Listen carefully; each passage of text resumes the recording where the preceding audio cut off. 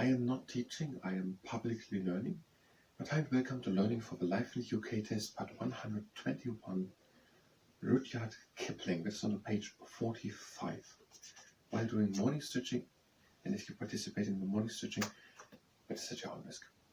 So, Rudyard Kipling, 1865 until 1936. Rudyard Kipling was born in India in 1865 and later lived in India, the UK and the USA. So he was born in 1865 in India, but he also lived in the UK and the United States of America. He wrote books and poems set in both India and the UK. So it means he had written long texts, books and shorter poems. And the place where they played was sometimes India and sometimes in the United Kingdom. His poems and novels reflected the idea that the British Empire was a force for good.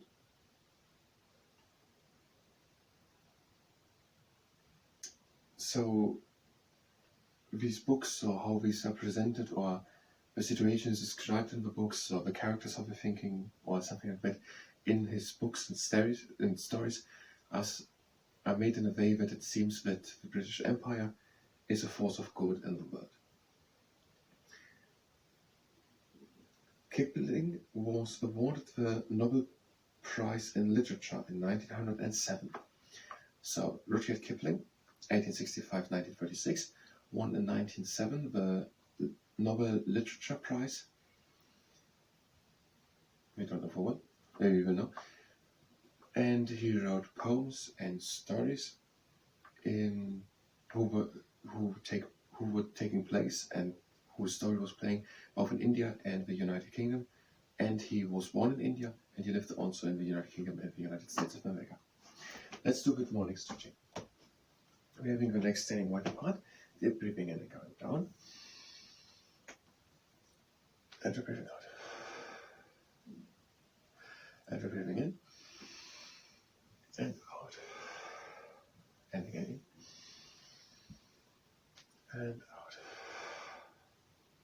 Again. And out. And the last round, breathe in. And out.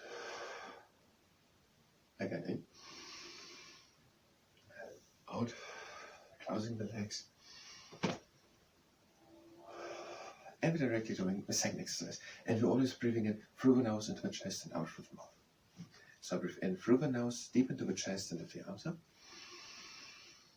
And breathe out, go to one side. And breathe in down the ribcage. And out. And again in. And out back into the middle. And breathe in. And out to the other side. And breathe in up the ribcage. And out. And again in. And out into the middle. Rudyard Kipling, 1865-1936. He was born in India. He lived in the United Kingdom and the United States of America. He wrote poems and stories who took part in India and in the United Kingdom. And he received a Nobel Literature Prize in 1907. And his books were promoting the idea that the British Empire is a force of good in the world. His books include the Just So Stories and The Jungle Book, which continue to be popular today. They had written Just So Stories and The Jungle Book in cursive.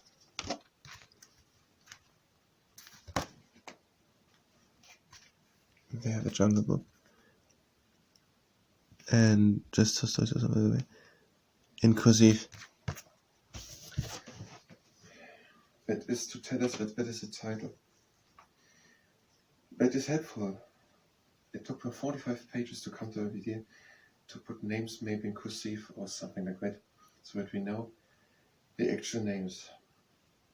In 1867 was another Reform Act. Acts of Parliament, yes, they don't have a proper name. I could just create one. The Reform Act of 1832, okay, it doesn't have its own name. 1833, the Emancipation Act abolished slavery. So is the official name Emancipation Act? Then it could have been written in cursive.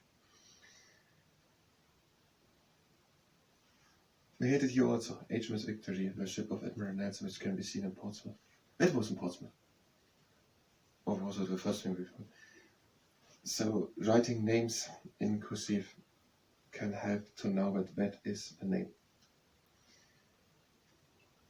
So he wrote books, and for example, books which he wrote are Just So Stories, and The Jungle Book, which continue to be popular today. So some of his books, for example, Just So Stories and The Jungle Book, are still read today.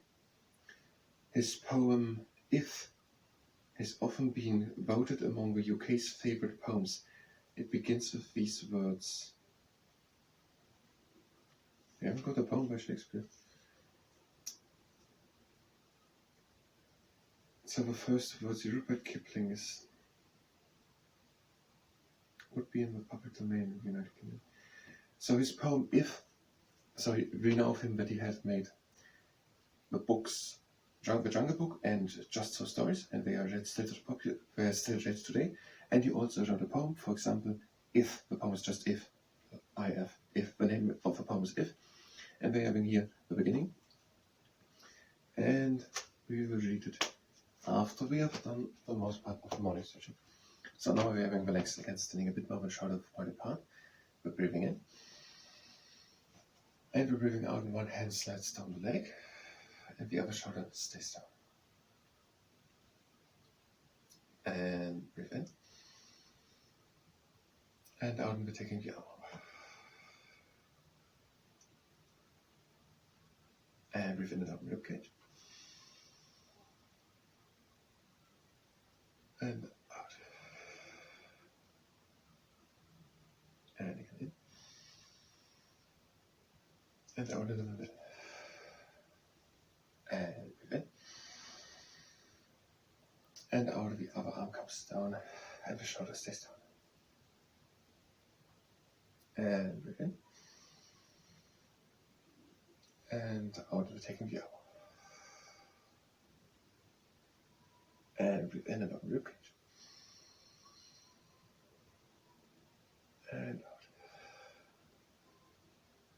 And again in. And out, back into the middle. And now the last exercise, like this, the aeronautic aerobatic aeroplane. We're breathing in and lifting the arms up. And we're breathing out, the one hand comes down. And we're breathing in and reach. And breathe out. And again in. And out, the one hand comes down. And breathe in and reach. And out. And again in. And out, another cycle. And breathe in and reach. And out. And again in. And out. And breathe in and reach.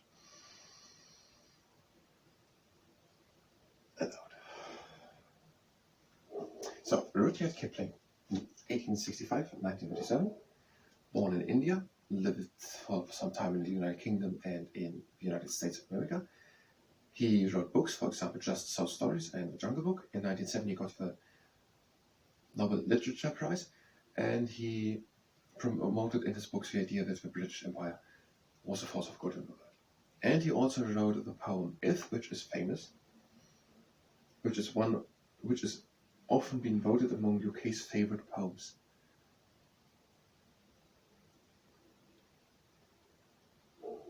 Who is voting that? I think these are not just random people voting for that. I think these are basically book clubs or something voting for that. That would be important, because I think Auld Lang Syne by Robert Burns, sung on New Year's Day, that is actually celebrated by random people, by regular people. Whereas I think that if I sang here that If by Rudyard Kipling is voted as one of the most favorite poems of the UK, they don't mean the normal population, but they mean newspapers and, what is the name? I don't know, who are writing about books and not the regular people. But this is important for the life in the UK, if this is the opinion of book magazines or of regular people. But we're having here the first words of it. I hope it will work to recite just the beginning and not the end of a poem. If you can keep your head when all about you are losing theirs and blaming it on you, if you can trust yourself when all men doubt you, but make allowance for the doubting too, if you can wait and not be tired by waiting, or being lied about, don't deal in lies, or being hated, don't give way to hating, and yet don't look too good, nor talk too wise. That is not If by Rudyard Kipling, that is the beginning of If by Rudyard Kipling. We will now finish the morning stretching, and when we don't have time left to go through this poem again, because I want to go through it, word by word, and we will do that at the beginning of the next part, where we will check if you understand questions which we will never explain to something like that based on the previous sections. So we will do nothing new now. We're just finishing the morning stretching. We are breathing in and out and hanging down. And we're having only to come deeper down by breathing in through the nose deep into the chest, and by breathing out through the mouth. And again in. And out. And again in. And out. And again in. And out over the leg. And breathe in. And out. And again in. And out over to the other side. And again in. And out. Again in. And out into the middle. The breathing in. And out we're coming slowly up the shoulder back, making it top and backwards. Now we're having the feet steady together. And we're breathing in. And out and hanging again down. And breathe in.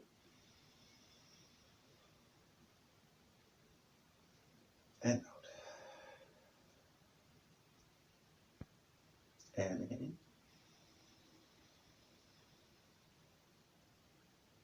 in. And out. And again in. And out, we're coming slowly the first arm back. And the closing exercise, we're breathing in. And out. And again in. Out. In. Out. Again in. And out. Now we're getting close to the legs. And out. And we've done morning stretching. I thank you very much. Until the next time when we go through If again and trying to answer the questions of the chapter. I thank you very much, and until next time.